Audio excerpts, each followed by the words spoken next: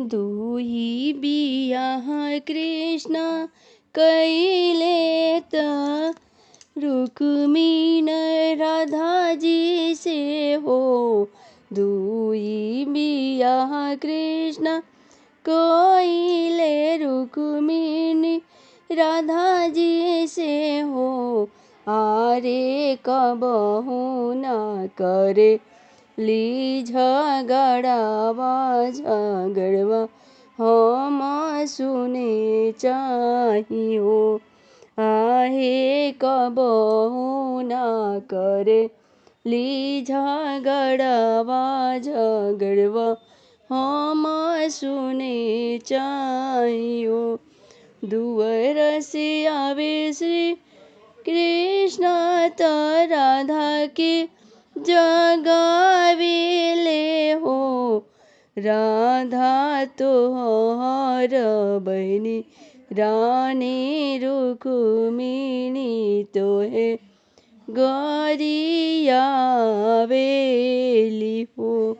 राधा तोहर बहनी रानी रुक्मिणी तोहे गरियावेली हो।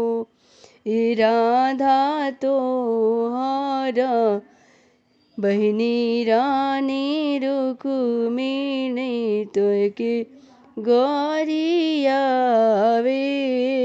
हो। ओढ़नाए राधा चू नरिया गोदी में बालक ले लानु हो। राधा चली चल रुक्मिणी मालिया रुक्मिण तोहे गरिया वेली हो।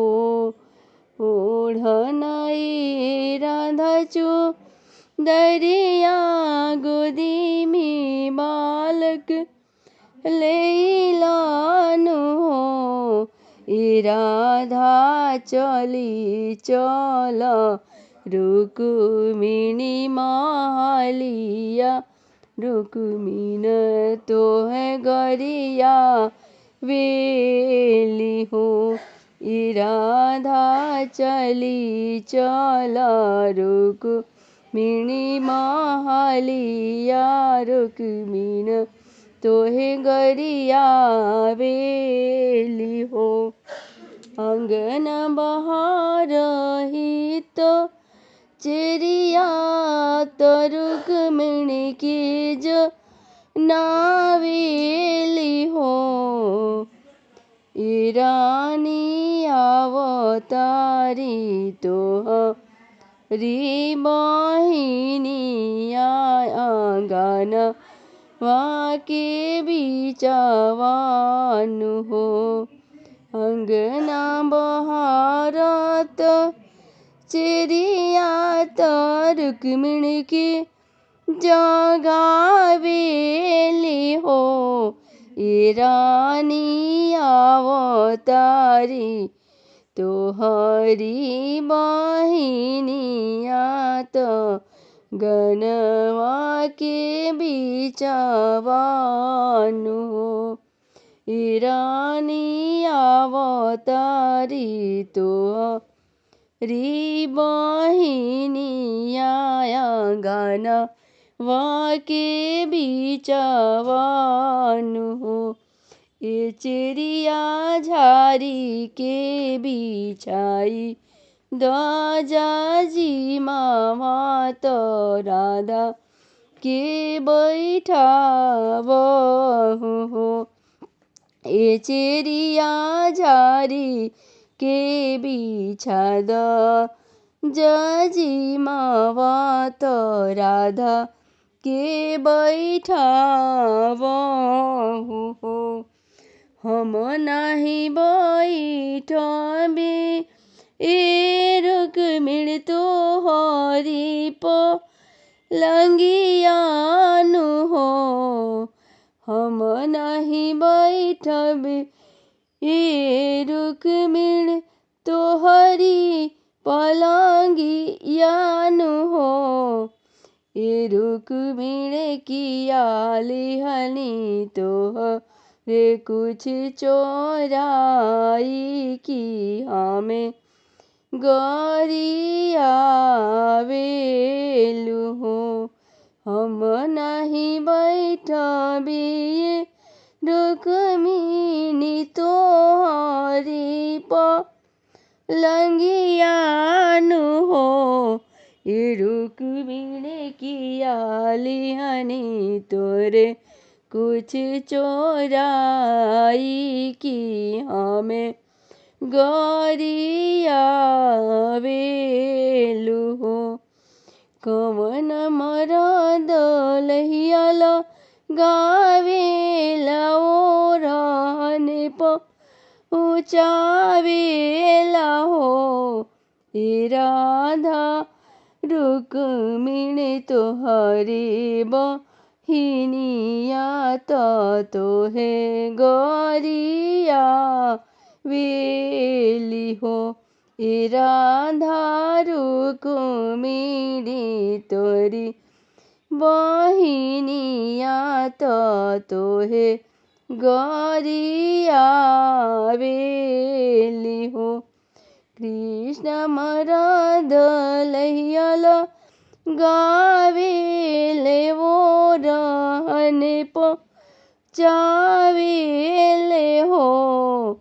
कि राधे रुक्मिणी तोहरी बहिनिया तोहे गरिया वेली हो।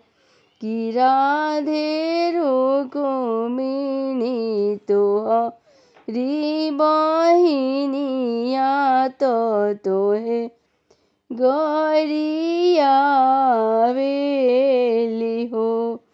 अहिरा हवे उनकर बापवा तहिरी उनकर माई हई हो। अहिरे हवे उनकर बापवा तहिरी उनकर माई हई हो। हे राधा कृष्ण चरावे धेनु गैया तयापन जतिया चिन्हावेले हो।